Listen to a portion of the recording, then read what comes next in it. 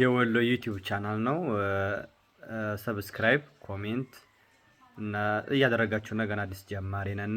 ሰብስክራይብ አድርጉና ቤተሰብን ነው አንድ ላይ ነው እንታየው። አዲስ ነገር ይዘን እንቀርባለን። በወሎ ያሉትን ነገሮች ይዘን ለመቅረብ እንሞክራለን።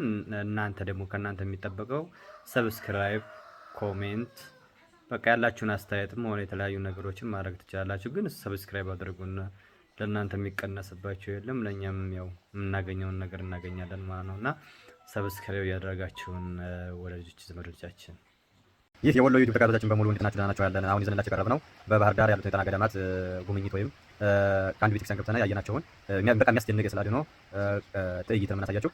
ተከታተሉ።